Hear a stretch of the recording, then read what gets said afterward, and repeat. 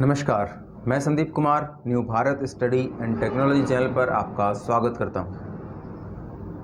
अध्याय 9 निर्देशांक ज्योमेट्री यानी कि कोऑर्डिनेट ज्योमेट्री, ये क्या होता है और इससे संबंधित क्वेश्चंस हमें इस अध्याय में किस तरह के मिलेंगे और हम उन्हें किस तरह से सोल्व कर सकते हैं या उन्हें सोल्व करने का, हल करने का तरीका क्या। यहाँ पे हम 9.1 के सभी सवालों को बारी बारी से सोल्व करेंगे और उन्हें अच्छे ढंग से समझने का प्रयास करेंगे। मुझे पूरा विश्वास है कि यदि आपने इसे अच्छे ढंग से देखा और ध्यानपूर्वक समझने का प्रयास किया तो आपके लिए इससे संबंधित कोई भी क्वेश्चंस जो होंगे वो बेहद आसान हो जाएंगे और आप उन्हें बेहद ही अच्छे ढंग से और आसानी से सोल्व कर सकेंगे। हम क्वेश्चनों को सोल्व करना शुरू करें उससे पहले हम इससे संबंधित कुछ इम्पोर्टेंट पॉइंट्स को एक बार देख लेते हैं, क्योंकि इन क्वेश्चनों को सोल्व करें उससे पहले हमें इन पॉइंट्सों का पता होना या इसकी मुख्य बातों का पता होना ज़रूरी है। तो हम पहले उन्हें समझ लेते हैं और उसके बाद हम उन क्वेश्चनों को सोल्व करते हैं।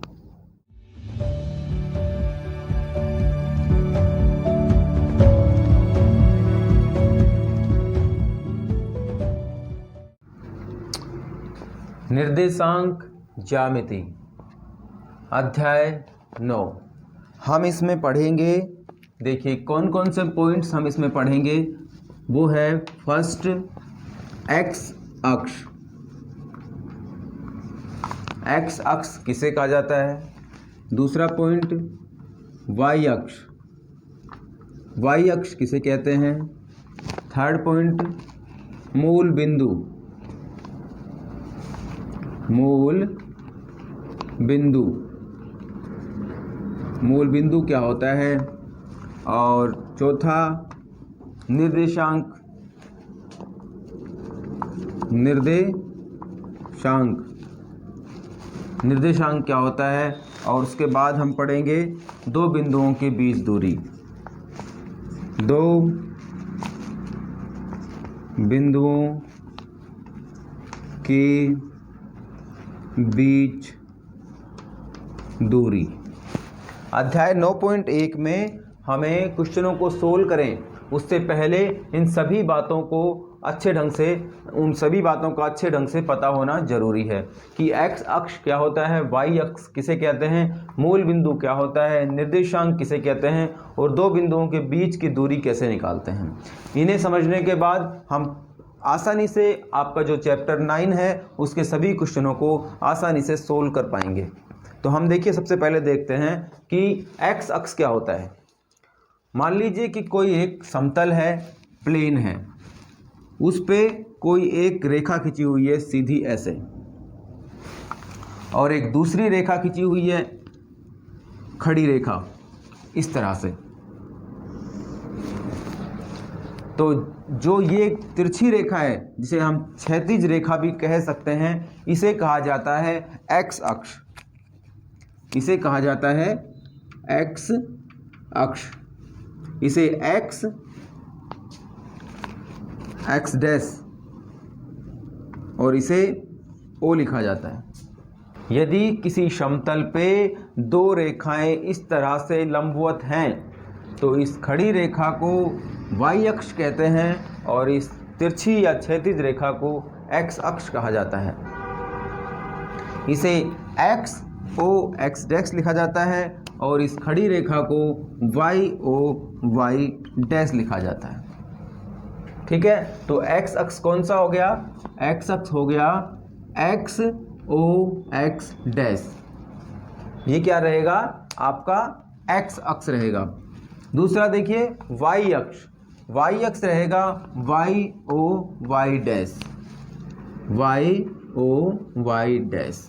समझ गए कि किसी समतल पे यदि दो रेखाएं आपस में एक दूसरे को लंबवत काटती हैं, बिल्कुल सीधे लंबवत यानी कि 90 डिग्री पे अगर एक दूसरे को काटती हैं तो उसकी जो क्षैतिज रेखा होती है उसे एक्स अक्ष कहा जाता है और जो उसकी खड़ी रेखा या ऊर्ध्वाधर रेखा होती है उसे वाई अक्ष कहा जाता है। दोनों पॉइंट्स क्लियर हो गए। अब देखिए थर्ड पॉइंट्स पे कि मूल बिंदु। जिस बिंदु पर ये दोनों अक्ष आपस में मिलते हैं या जिस बिंदु पे ये दोनों अक्ष आपस में एक दूसरे को काटते हैं उसे हम मूल बिंदु कहते हैं। जिस बिंदु पर ये दोनों अक्ष आपस में मिलते हैं या जिस बिंदु पर ये दोनों अक्ष एक दूसरे को लंबवत काटते हैं उस बिंदु को मूल बिंदु कहा जाता है। उस बिंदु को मूल बिंदु कहा जाता है। अब देखिए निर्देशांक।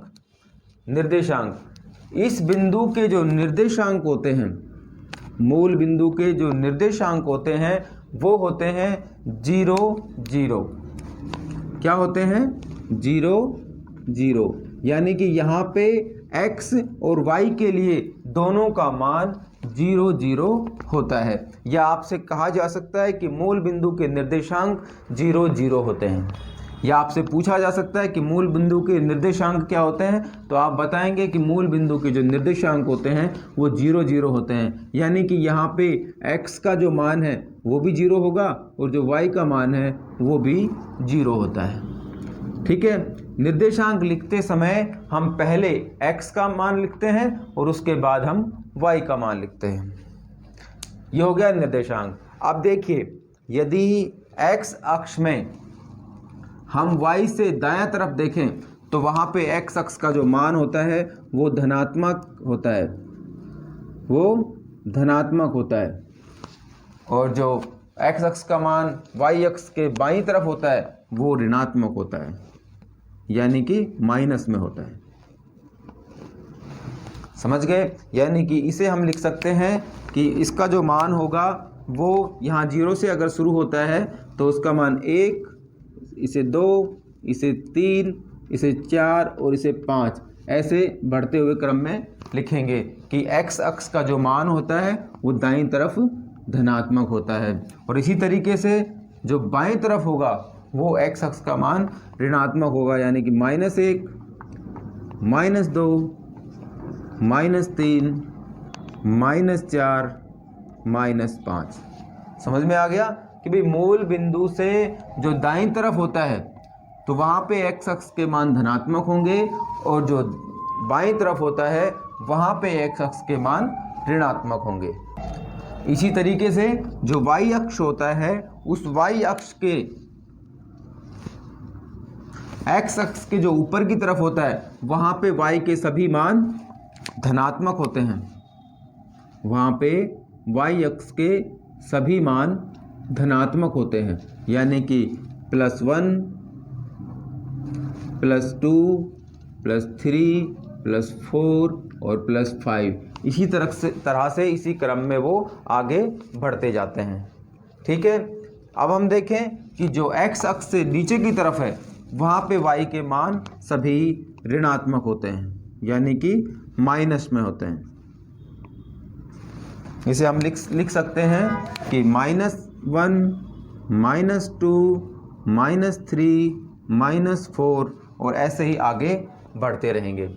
तो देखिए हम इसे लिख सकते हैं ऐसे कि जो y अक्ष के जो मान होंगे वो क्या होंगे? +1, 2, 3, 4 और 5। समझ में आ गया? हमने x अक्ष को समझ लिया है कि जो क्षैतिज रेखा होती है किसी समतल पर और जो दूसरी खड़ी रेखा होती है उनको क्रम से x अक्ष और y अक्ष कहा जाता है। जिस बिंदु पर वो दोनों आपस में मिलते हैं उस बिंदु को मूल बिंदु कहा जाता है। उस मूल बिंदु के निर्देशांक 0 0 होते हैं और जो y अक्ष के दाएं तरफ का भाग है तो वहाँ पे x अक्ष का मान धनात्मक होता है और जो y अक्ष के बाईं तरफ होता है वहाँ पे x अक्ष का मान ऋणात्मक होता है। सेम ऐसे ही जो y अक्ष है उस पे x अक्ष से जो ऊपर वाला भाग होता है वो धनात्मक होता है और जो नीचे वाला भाग होता है वो ऋणात्मक होता है y अक्ष के लिए। ठीक है। अब हम देखते हैं कि यदि इसमें कहीं पर भी कोई बिंदु स्थित है, मान लीजिए कि यहाँ पे अगर कोई बिंदु रखा हुआ है ये और इसे हम नाम देते हैं P, तो इसके निर्देशांक क्या होंगे? इसके निर्देशांक क्या होंगे? तो इसके निर्देशांक लिखने के लिए मैंने आपको बताया कि पहले आप x का मान लिखेंगे और फिर y का मान लिखेंगे। यानी कि हमें क्या लिखना होगा कि सबसे पहले तो जो x अक्ष है तो इसके निर्देशांक क्या हो जाएंगे? इसके निर्देशांक होंगे 4 और 3। इसके निर्देशांक क्या होंगे? 4 और 3, यानी कि पहले हम x का मान लिखेंगे और उसके बाद हम y का मान लिखेंगे।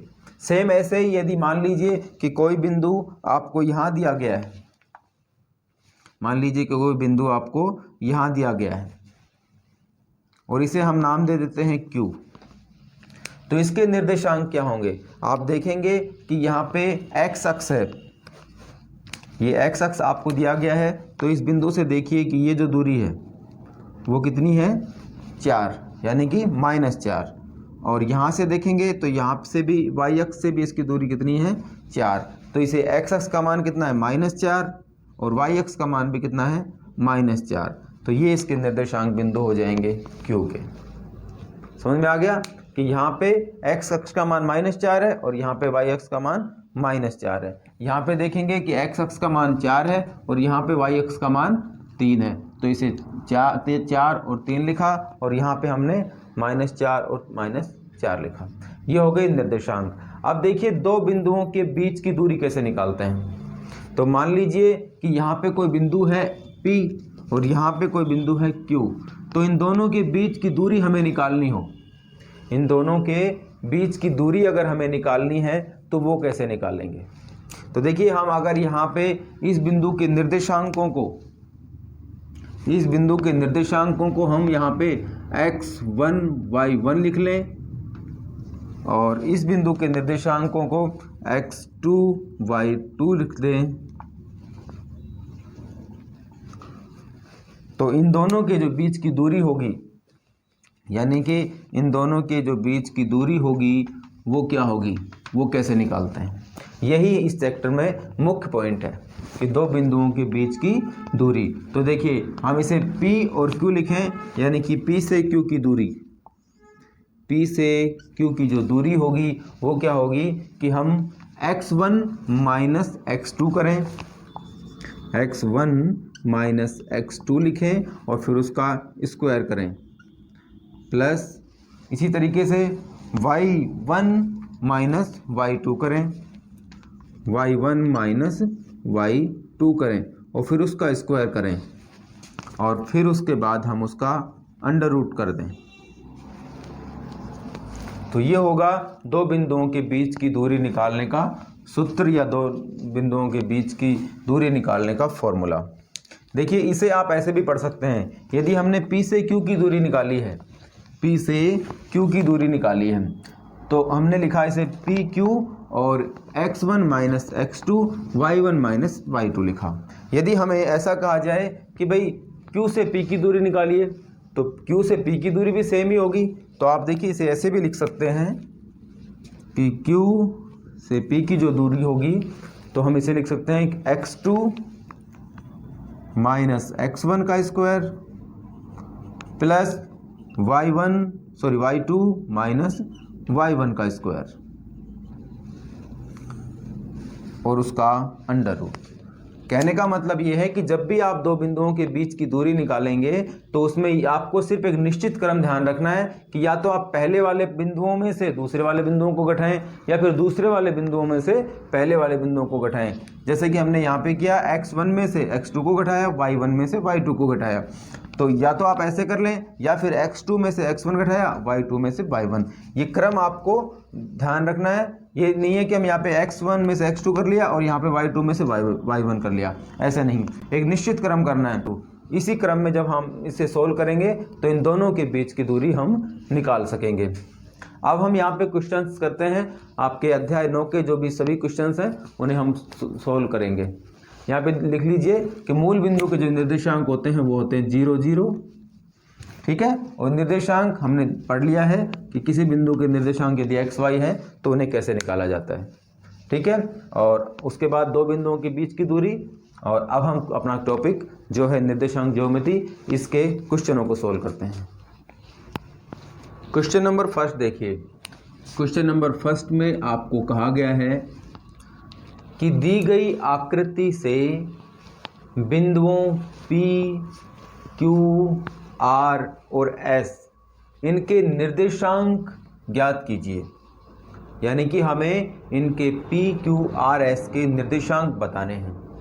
हमें पता है कि यह एक x अक्ष है, ये y अक्ष है, और जहाँ पे ये दोनों मिलते हैं उसे मूल बिंदु कहा जाता है और उसे O से लिखा जाता है। इधर x के मान धनात्मक होते हैं, इधर x के मान ऋणात्मक होते हैं, इधर y के मान धनात्मक होते हैं और इधर y के मान ऋणात्मक होते हैं। अब हमें देखिए P बिंदु के निर्देशांक चाहिए, P बिंदु के निर्देशांक। तो हम पहले क्या लिखते हैं, पहले हम लिखते हैं x और फिर लिखते हैं y। पहले हम क्या लिखते हैं, x निर्देशांक के लिए और फिर हम लिखते हैं y। तो अब देखिए यहाँ पे P का मान देखिए x यहाँ x अक्ष पर P का मान कितना है। देखिए यहाँ इस तरह से चल रहा है कि 2, यहाँ 4, यहाँ 5। तो इसे समझ सकते हैं कि यहाँ पे 1, यहाँ 2, यहाँ 3, यहाँ 4, तो यहाँ पे क्या होगा 5। तो हम क्या लिखेंगे, x के जगह क्या लिखेंगे, हम यहाँ लिखेंगे x के जगह 5। ठीक है, बीच में कोमा लगाएंगे। फिर हम देखेंगे y अक्ष पर देखिए 1, 2 और ये होगा कितना 3, यानी कि 4 और 2 के बीच में जो आएगा वो 3 आएगा। तो y के लिए हम क्या लिखेंगे यहाँ पे 3। ठीक है, और फिर उसे एक छोटे कोष्टक में बंद कर देंगे। ये निर्देशांक लिखने का तरीका है। पहले आप देखिए x अक्ष पर वो बिंदु कहाँ पे आ रहा है और फिर हम देखेंगे कि y अक्ष पर वो बिंदु कहाँ आ रहा है। पहले x लिखेंगे और फिर y लिखेंगे। ठीक है, अब देखिए नेक्स्ट Q बिंदु के निर्देशांक क्या होंगे। तो हम सबसे पहले क्या लिखेंगे, x अक्ष पर देखिए कि कितना है, x अक्ष पर कितना है, यहाँ पे -4। तो हम क्या लिखेंगे यहाँ पे x के अक्ष के जगह -4, बीच में कोमा लगाएंगे। और उसके बाद क्या लिखेंगे y के लिए आप देखेंगे यहाँ पे 6 आ रहा है। इस बिंदु के लिए y का मान कितना आ रहा है 6, तो इसे क्या लिखेंगे 4 और 6। तो इसके निर्देशांक कितने हो गए, -4 और 6 हो गए। ठीक है, अब देखिए यहाँ पे कि इस वाले बिंदु में यहाँ पे हमसे पूछा गया है कि बिंदु R के निर्देशांक क्या होंगे। तो R के निर्देशांक के लिए भी सबसे पहले हम x का मान लिखेंगे और फिर y का मान लिखेंगे। तो यहाँ पे देखिए x का मान कितना होगा, यहाँ पे देखिए ऋणात्मक चल रहे हैं यानी कि माइनस में चल रहे हैं। तो यहाँ पे 1 होगा, यहाँ पे 2 होगा, यहाँ पे 3 होगा, यहाँ पे 4। इसका मतलब कि ये कितने हो जाएंगे -3 कोमा लगाएंगे। उसके बाद y अक्ष पर देखेंगे, y अक्ष पर ये बिंदु कहाँ पे मिल रहा है, -2 पे। तो हम यहाँ पे क्या लिखेंगे -2। ये इसके निर्देशांक हो गए R के। ठीक है, सेम वैसे ही हम S बिंदु पर इसके निर्देशांक निकालेंगे। तो पहले देखेंगे x अक्ष पर, तो x अक्ष पर देखेंगे यहाँ पे कितना होगा, यहाँ पे 2 है तो यहाँ पे कितना होगा 1, और यहाँ पे 0 है तो यहाँ पे लिखेंगे 1। और उसके बाद y अक्ष पर देखेंगे यहाँ पे कितना आएगा -5 आएगा। इसका मतलब तो यहाँ पे क्या लिखेंगे हम -5। तो एक समतल में हम निर्देशांकों को पहचान सकते हैं कि निर्देशांक, इस बिंदु के निर्देशांक क्या होंगे, इस बिंदु के निर्देशांक क्या होंगे।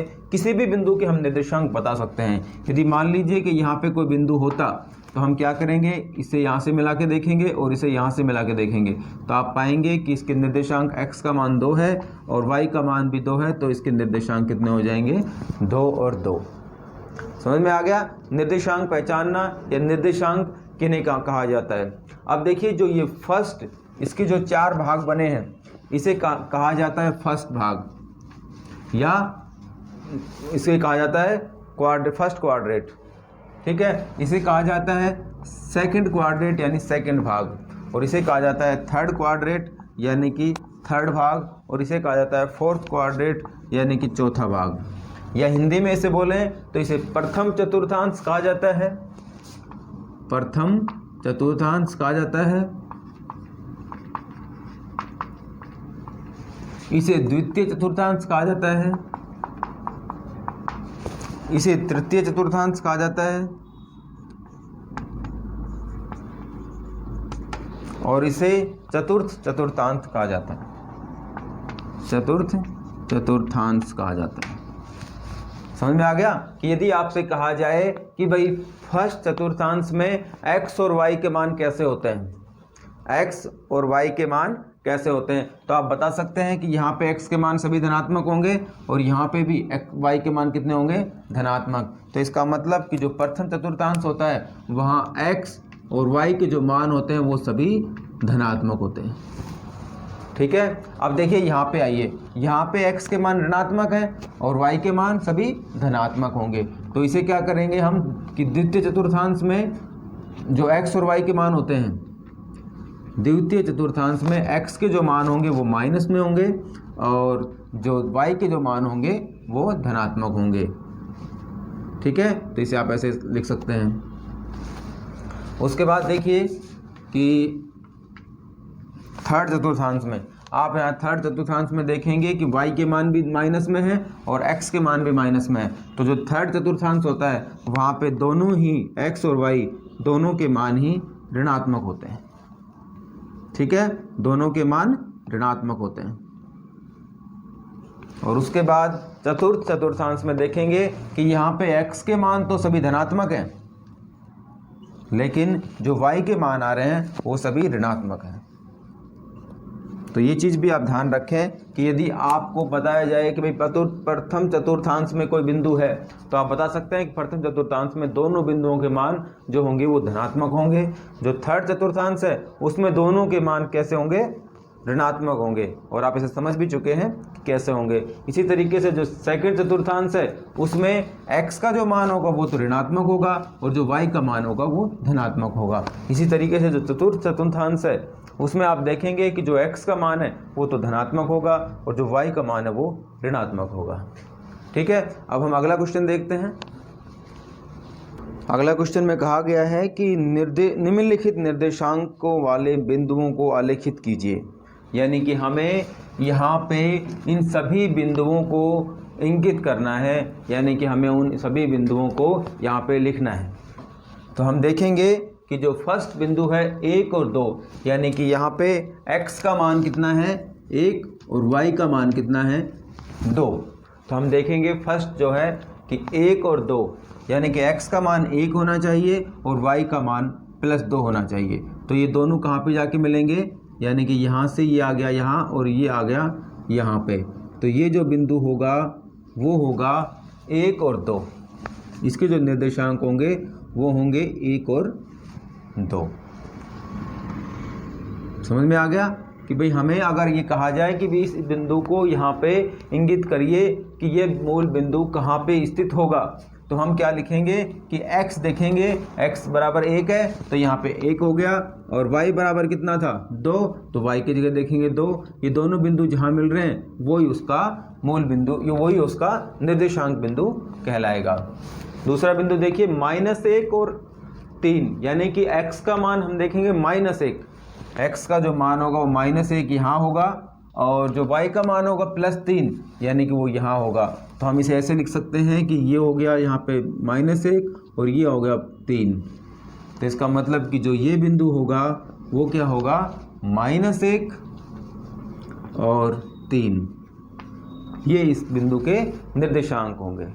ठीक है, अगला देखिए -2 और -4, यानी कि हमें x का मान भी -2 चाहिए और y का मान -4 चाहिए। तो देखिए यहाँ पे x के मान सभी माइनस में होते हैं, तो यहाँ पे आ गया -2, और देखिए y का मान -4, y का मान -4 यहाँ है। तो देखिए कि यहाँ से लेके आएंगे और यहाँ से मिलाएंगे, तो जहाँ पे ये दोनों बिंदु मिल रहे हैं वो क्या होंगे, इस बिंदु के निर्देशांक होंगे। इसे लिख सकते हैं -2, यानी कि x का मान -2 और y का मान -4 हो गया। ठीक है, इसी तरीके से नेक्स्ट देखिए x की जगह 3, यानी कि ये, और y की जगह -2, यानी कि y का मान -2 यहाँ पे है और x का मान जो -3 है वो यहाँ पे। ये दोनों बिंदु जहाँ मिल रहे हैं वही उसके निर्देशांक बिंदु कहलाएंगे। इसे लिखा जा सकता है 3 - 2, यानी कि x के लिए मान 3 है और y के लिए -2 है। नेक्स्ट देखिए 2 और 0, x के लिए 2, x के लिए 2 हो गया और y के लिए 0, यानी कि ये बिंदु,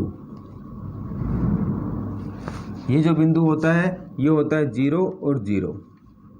ठीक है, तो यहाँ पे देखिए x का मान तो कितना है 2 है और y का मान 0, यानी कि ये जो बिंदु होगा यहाँ पे x का मान तो 2 होगा और y का मान यहाँ पे होगा वो होगा 0। x का मान 0 और y का मान x का मान 2 और y का मान यहाँ पे 0, ये बिंदु होगा। अब देखिए नेक्स्ट 0 और 3, यानी कि x का मान 0 तो x का मान 0 यहाँ पे होगा और y का मान 3 यानी कि y का मान 3 होगा, वो यहाँ पे होगा। तो ये बिंदु जो होगा वो होगा 0 और 3। इस बिंदु के निर्देशांक होंगे 0 और 3। समझ में आ गया कि यदि हमें किसी ग्राफ में या किसी समतल में बिंदुओं को इंगित करना हो या उन्हें पहचानना हो तो हम आसानी से उन्हें पहचान सकते हैं। अब अगला देखते हैं। नेक्स्ट क्वेश्चन देखिए, हमें कहा गया है कि एक आयतीय निर्देशांक अक्षों को लेते हुए बिंदु 0, 0, बिंदु 3 और 0, बिंदु 0 और 4 इन सभी को आलेखित कीजिए।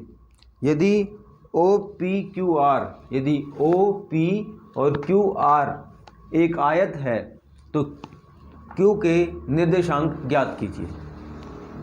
ठीक है, आइए हम देखते हैं कि ये हमारा एक x डैश x अक्ष हो गया, ये y डैश y अक्ष हो गया, ये y अक्ष है और ये x अक्ष है।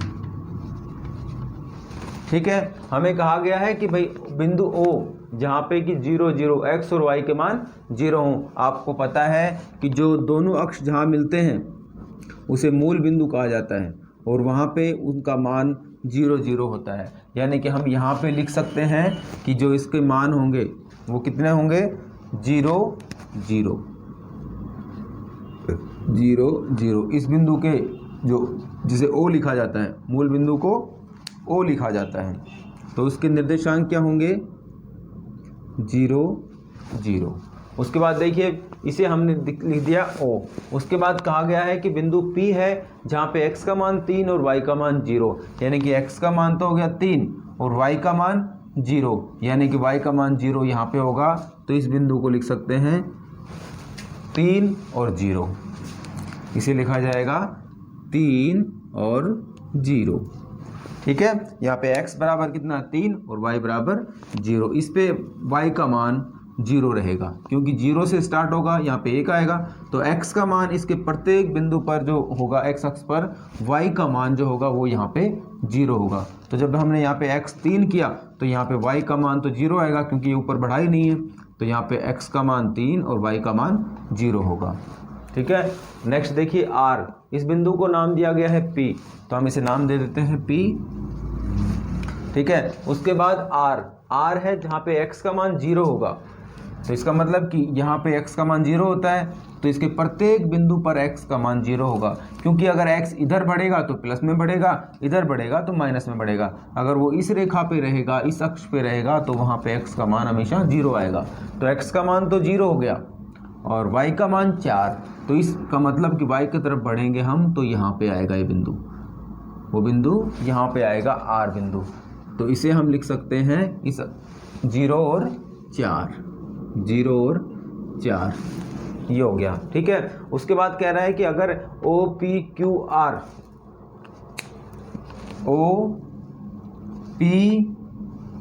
कोई बिंदु होगा और R यदि कोई एक समान कोई चतुर्भुज है, आयत है, तो उस चौथे बिंदु के निर्देशांक हमें ज्ञात करने हैं। तो हम क्या देखेंगे कि हम इस बिंदु को मिलाते हैं, यहाँ से इस बिंदु को यहाँ से मिलाना स्टार्ट करते हैं और हमारे पास एक बिंदु ये है, यानी कि ये आ गया ऐसे। तो ये आकृति क्या हो गई, ये आकृति एक आयत की आकृति हो गई।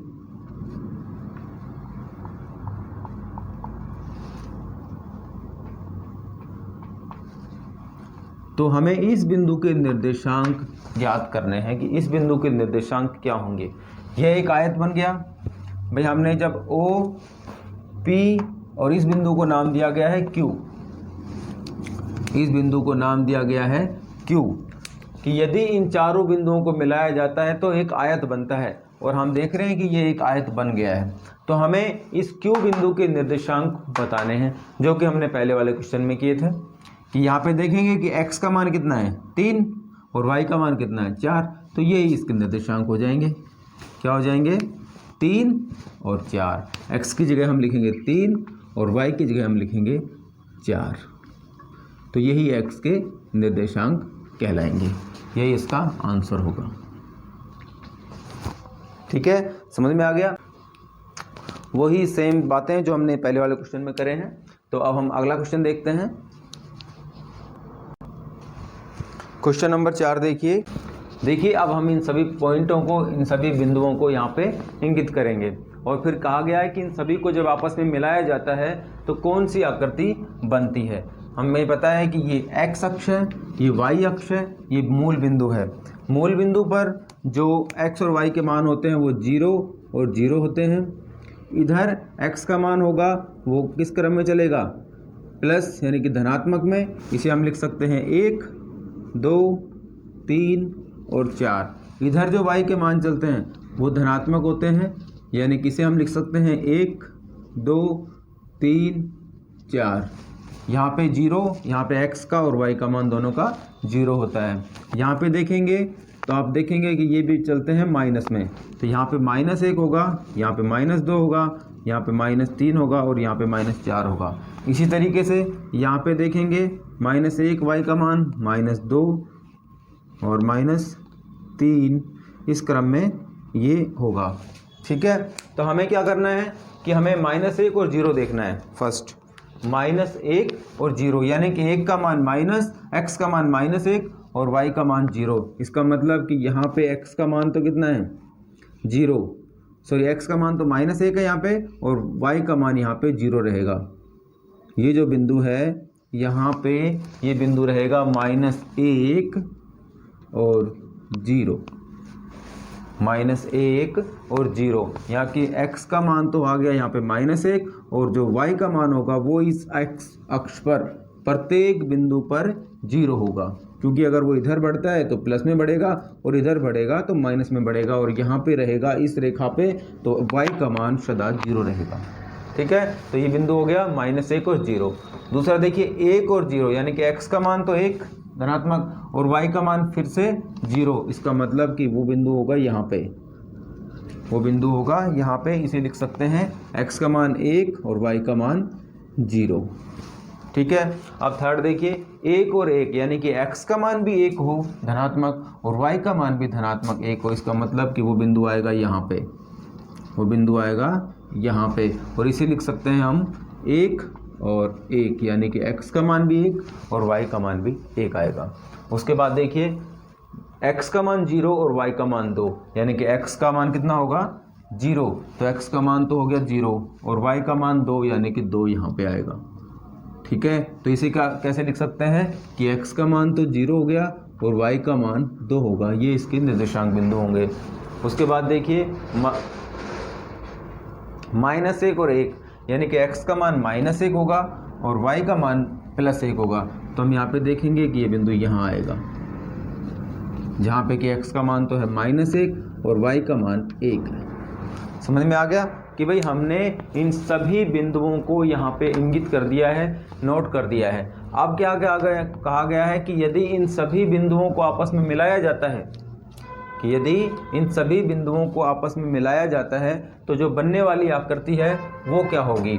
तो देखिए हम देखते हैं कि यदि हम इस बिंदु को इस बिंदु से मिलाते हैं, इस बिंदु को इस बिंदु से मिलाते हैं और इस बिंदु को इस बिंदु से मिलाएं और इस बिंदु को इस बिंदु से मिलाएं और इस बिंदु को अगर इस बिंदु से मिलाएं, तो ये क्या बन गया 1, 2, 3, 4 और 1 5, यानी कि ये जो आकृति बनी है वो आकृति एक पंचभुज आकृति हमने बनाई है। तो ये आकृति क्या है, एक पंचभुज आकृति, यानी कि जिसमें 5 भुजाएं हैं। समझ में आ गया, यही इसका आंसर होगा कि जो ये सभी बिंदु हमने इंगित करे हैं तो उसके बाद बनने वाली जो आकृति है वो क्या होगी, पंचभुज आकृति होगी। समझ में आ गया। अब अगला क्वेश्चन देखिए, नेक्स्ट क्वेश्चन देखिए, क्वेश्चन नंबर 5। हमें कहा गया है कि चतुर्भुज बनाइए यदि उसके शीर्ष निम्नलिखित हों। तो देखिए हम यहाँ पे हमें x का मान कितना चाहिए, मैक्सिमम 10। तो हम यहाँ पे पॉइंट्स लिख लेते हैं कि मान लीजिए ये 1 है, ये 2 है, तो ये 2 हो गया, ये 3 होगा, तो ये 4 होगा, ये 5 होगा, तो इसे 6 लिख लेते हैं, और इसे 8 लिख लेते हैं, और इसे 10 लिख लेते हैं। ठीक है, तो ये x अक्ष पे हो गए, ये सभी x अक्ष पे पॉइंट्स हो गए। और y अक्ष पे भी देखते हैं हम कि यहाँ पे 1 होगा, तो यहाँ 2 लिख लिया हमने, यहाँ पे 3 लिख लिया, यहाँ पे 4, यहाँ पे 5 और यहाँ पे 6। सेम ऐसे ही यदि यहाँ पे हम लिखें 1, 2, यहाँ पे 4, यहाँ पे 6, यहाँ पे 8, यहाँ पे 10, ठीक है, ये सभी क्या होंगे, माइनस होंगे। इसी तरीके से यहाँ पे देखिए ये 1 होगा, ये 2 होगा, ये 3 होगा, ये 4 होगा, ये 5 होगा, ये 6 होगा, ये सभी होंगे माइनस में। अब हमें क्या करना है कि इन सभी बिंदुओं को इंकित करना है यहाँ पे, और फिर उन्हें आपस में मिला देना है। बस देखिए 1 और 1, यानी कि x का मान 1 हो और y का मान भी 1 हो। तो देखिए यहाँ पे x का मान क्या होगा, 1, और यहाँ पे y का मान कितना होगा, 1। इसका मतलब कि हम यहाँ से मिलाना स्टार्ट करेंगे और यहाँ से मिलाएंगे, तो ये बिंदु यहाँ पे होगा, ये बिंदु यहाँ पे होगा। और इस बिंदु को क्या लिखेंगे, x का मान भी 1 है और y का मान भी 1 है, तो इसके निर्देशांक हो गए 1 और 1।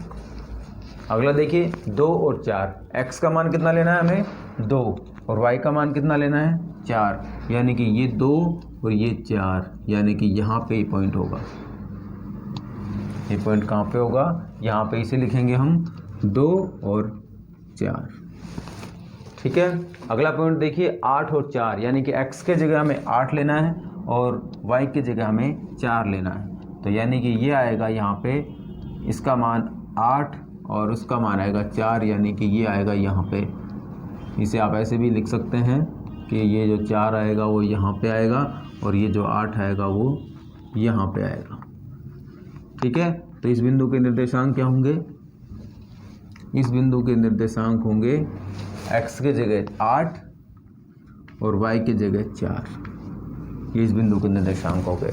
अब देखिए 10 और 1, यानी कि 10 x का मान होगा और y का मान होगा 1, यानी कि ये देखिए ये 1 यहाँ से चलेगा और यहाँ पे 10 यहाँ पे मिलेगा, यानी कि ये यहाँ पे मिलेगा इस बिंदु पे, ठीक है। तो इसके निर्देशांक कितने हैं, 10 और 1, 10 और 1। अब कहा गया है कि भाई इसे आपस में मिलाया जाता है, इसे आपस में मिलाइए और देखिए कि चतुर्भुज, जो चतुर्भुज बनेगा वो कौन सा होगा। तो देखिए हम यहाँ पे मिलाते हैं कि ये दोनों आपस में मिल जाएंगी, ये आपस में ये दोनों बिंदु ऐसे मिल जाएंगे, ठीक है। उसके बाद हम देखेंगे कि ये बिंदु आपस में मिलेंगे यहाँ पे, और ये बिंदु जो होंगे वो ये आपस में यहाँ पे मिलेंगे, और ये बिंदु आपस में यहाँ मिलेंगे। अब आप देखेंगे कि ये जो चतुर्भुज है, यह कौन सा चतुर्भुज है, समलंब चतुर्भुज। ये कौन सा चतुर्भुज है, समलंब चतुर्भुज है, समलंब चतुर्भुज है। यही हमें इसमें करना था, ठीक है, कि हमने इन सभी पॉइंटों को अंकित कर दिया, और फिर हम जब सभी पॉइंटों को मिलाएंगे तो वो क्या होंगे, एक समलंब चतुर्भुज होंगे। और इसे हम डायरेक्टली अगर ऐसे नहीं करें तो दोनों तरफ से हम बिंदुओं से मिला के और उस बिंदुओं को निकाल सकते हैं।